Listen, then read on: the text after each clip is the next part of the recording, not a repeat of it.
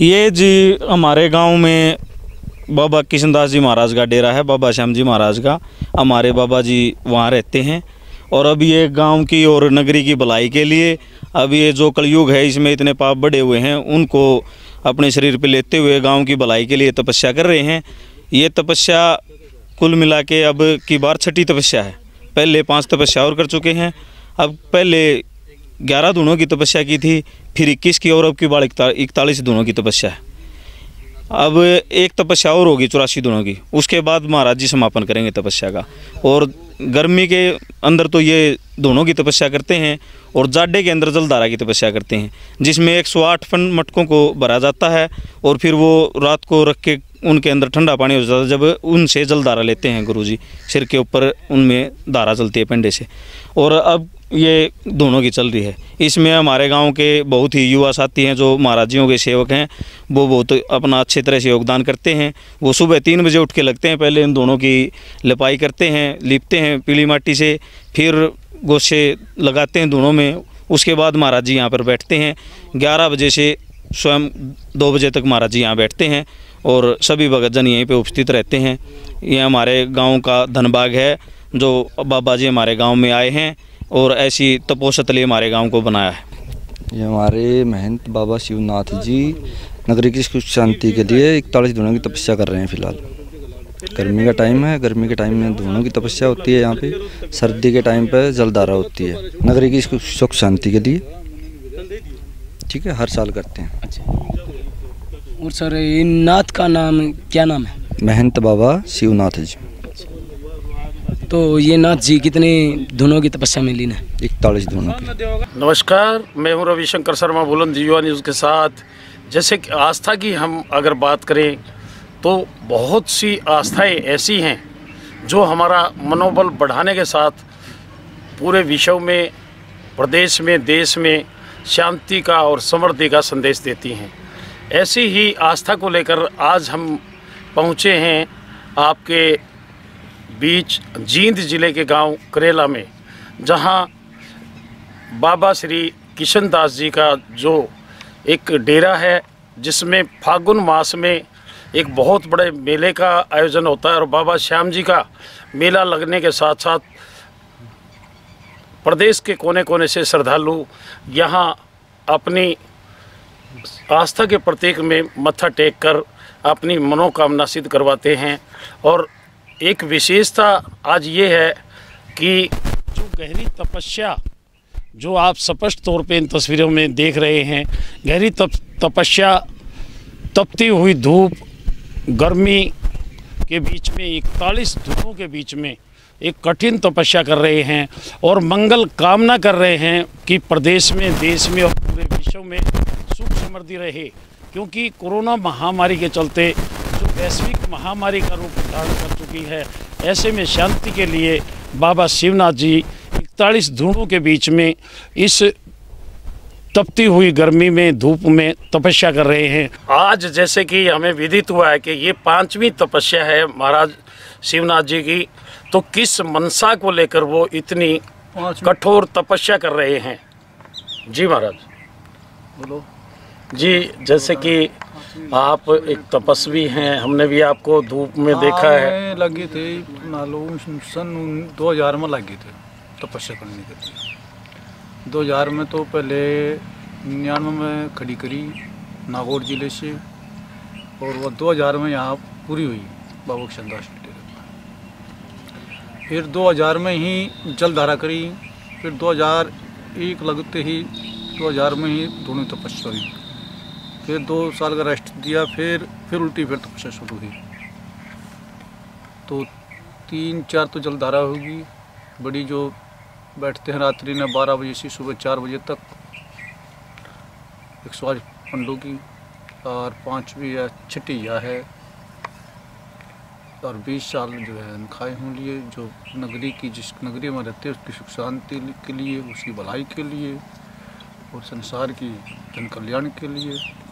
हमारे से जितना में सहयोग हो कर्म करने से, फल से, तप से, इतना हम आशीर्वाद दे, नगरी को पढ़े, इस नगरी में रहते हैं, उसे तो गुरुजी, जैसे कि आपने कहा कि इतने वर्ष हो चुके हैं अन्न खाए हुए, तो आप यानी कि दूधाधारी बाबा हैं, तो आज पूरा विश्व संकट में है, पूरा प्रदेश, देश और पूरी दुनिया संकट में है। तो ऐसे में आप जैसे जो तपस्वी बाबा हैं, उन्हीं के सहारे कहीं न कहीं आस्था के सहारे सुख शांति मिल रही है। आज इसकी ज़रूरत क्यों पड़ी? इसकी ज़रूरत ये पड़ी कि संसार में आप ही कर्म करेंगे, जब पैदा हुए हैं तो मनुष्य हैं, तो किसी का तो बचाव करेंगे, तब करके उस परमात्मा प्रार्थना करेंगे जिस नगरी में रहते जन कल्याण के लिए। संसार में जो या महामारी आ रही है या कुछ भी आ रही है, परमात्मा से ये प्रार्थना करते हैं, मालिक सबकी सुख शांति रहे, सबकी भलाई कर और सबको बचा, हमारे से जितना होगा हम उतना करते हैं। ये जो तपस्वी रहेंगे, साधु संत है, जब तक संसार में चला नहीं तो संसार खत्म हो जाए। गुरुजी, एक पहले बड़ा तपस्वी साधु थे, वे ऋषि मुनि थे, तो इतने हजार वर्ष तप करके, अब तो तप रहेगा थोड़ा, तो रहे नहीं, गिने चुने रहेंगे। जो तपस्वी रहते रहो तो इतनी महामारी ना होती है, तपस्वी रहे नहीं। दो थोड़े तपस्वियों को कर काम चले, या तो संसार हो गया, सारे तपस्वी होते तो नियम थे ऋषि मुनि की भूमि से। तो गुरुजी, आज अगर बात करें, बहुत बड़ी जनसंख्या है इस देश में, प्रदेश की अगर बात करें, किसी को भी फुर्सत नहीं है। हाँ, किसी को टाइम नहीं है, काम नहीं, किसी को फुर्सत नहीं, टाइम नहीं है, लोग स्वार्थी होते जा रहे हैं। स्वार्थ। फिर आस्था का सहारा क्यों लेना पड़ रहा है? साधु संतों द्वारा भी नहीं सोचा, चल बाबा द्वारा कि काम हो तो चाल पड़िए, नहीं तो टाइम नहीं, सेवा करना टाइम नहीं किसी के पास भी। स्वार्थ हैं तो बाबा द्वारा चाल, नहीं तो कोई मतलब नहीं, बाबा आशीर्वाद दे दे, थारा कल्याण हो जाएगा, फलाना हो जाए, ये नहीं ले बाबा पाँच चाल 10 मिनट शांति से बाबा की सेवा कर दे, अपना भी महाराज आशीर्वाद दे दे, नहीं इतना टाइम किसी के पास नहीं। स्वार्थ की दुनिया। तो स्वार्थ के चलते अगर आदमी को देखें तो पूजा में भी बड़ी आस्था है। हाँ, बहुत ज़्यादा अगर तीर्थ स्थलों की बात करें या फिर पूजनीय स्थल जो हैं, भारी भीड़ जमा होती है, इसमें क्या कहना चाहेंगे?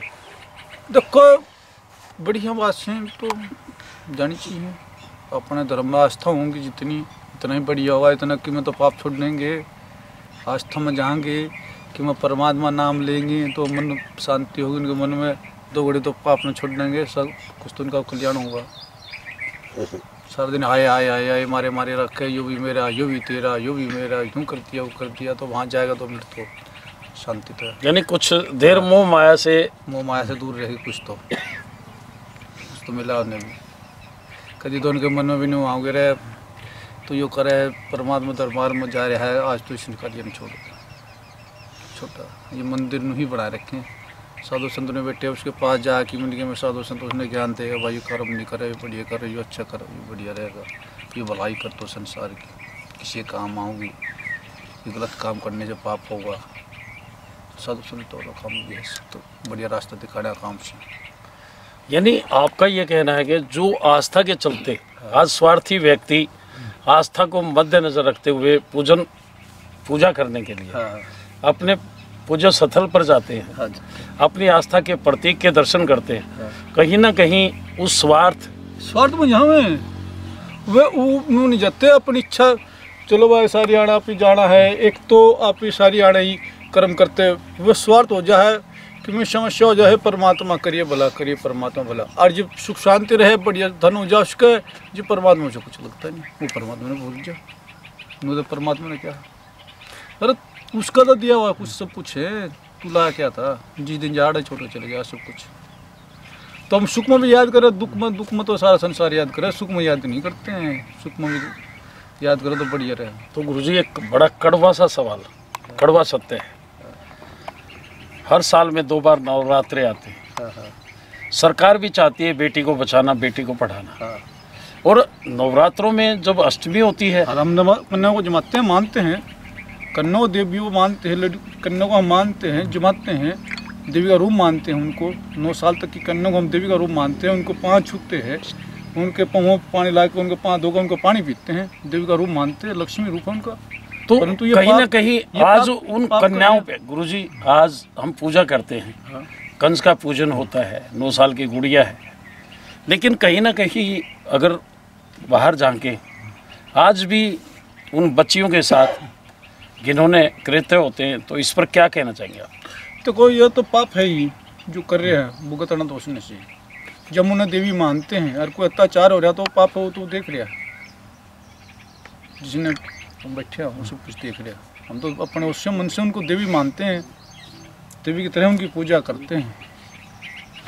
देवी का रूप ही में है, तो दिखाई देता है, परंतु जो पापी हैं वैसे हैं, उन्हें तो नहीं दिखाई देता। वे तो कुछ भी करो, उन्हें क्या कर, उनका तो वही जाना। तो गुरुजी, आपका एक संदेश इस प्रदेश के लिए, इस देश के लिए, पूरे विश्व के लिए, आज जबकि चारों तरफ कोरोना महामारी के चलते अफरा तफरी है, लोग बहुत नीचे आ गए हैं, रोजी रोटी के लाले पड़े हैं, भूखे मरने के कगार पे पहुंच गए, तो किस तरह का संदेश आप पूरे आवाम को देना चाहेंगे कि उन्हें इस कठिन दौर में क्या करना चाहिए? सुख शांति और क्षय बनाए रखना, उस परमात्मा का ध्यान करो, उस परमात्मा सच्ची नजर रखो, क्षय बनाए रखो, परमात्मा नाम रटो, अपना आप ही सुख शांति हो जाएगी। सब कुछ स्वयं बनाए रखेंगे तो सब कल्याण हो जाएगा, सबका अपना दफरी नहीं मचेंगे तो अपने शांति तो रहेंगे। परमात्मा भजन करो तो बढ़िया, अपना आप सुख शांति सब जन कल्याण हो। तो यानी कि आप भी जो कठोर तपस्या कर रहे हैं, आवाम के लिए कर रहे हैं, इसीलिए कर रहे हैं, इनके लिए कर रहे हैं। आप इन्हें कुछ नहीं चाहिए, हमने तो 2 रोटी 1 लंगोटी चाहिए और कुछ नहीं चाहिए। तन पर कपड़ा नहीं चाहिए, 2 रोटी 1 लंगोटी जरूर नहीं चाहिए, परंतु ये जन कल्याण के लिए जिसका जितना भला हो जाए, जिस नगरी में रहते हैं संसार या भला हो जाए, हमारे द्वारा जो भी हम परमात्मा प्रार्थना मांगते हैं, यही मांगते हैं कि सबका भला करिए हमारे। हमने कुछ नहीं चाहिए, हमने तो इन समाधि में जाना है, परंतु सबका भला करिए मैं तरफ से। हम तो यही मांगते हैं, सुबह शाम और जब पूजा बैठते हैं ये परमात्मा ने प्रार्थना करते हैं। हम अपने लिए कुछ नहीं मांगते, हमने कहीं की जरूरत है, 2 रोटी जरूर मिल जाएगी, 1 रोटी मिल जाए, 6 जंगलों पड़ेगा, ना कोई ऐश्वर्याम की जरूरत है, ना हमने कहीं की जरूरत। हमने तो 2 रोटी 1 रोटी चाहिए, परंतु ये जन कल्याण के लिए जितना हो सके हमारे पास तब हो इतना करते रहेंगे जब तक जी की गुरु महाराज की इच्छा जैसी करा।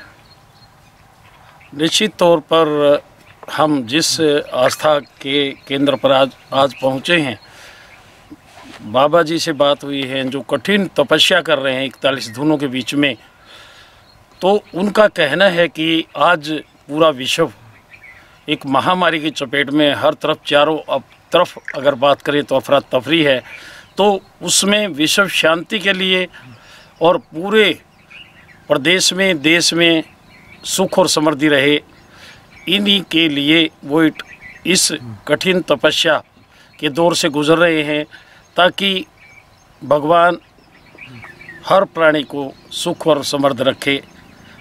आज इतना ही, देखते रहिए बुलंदिया न्यूज़। नमस्कार।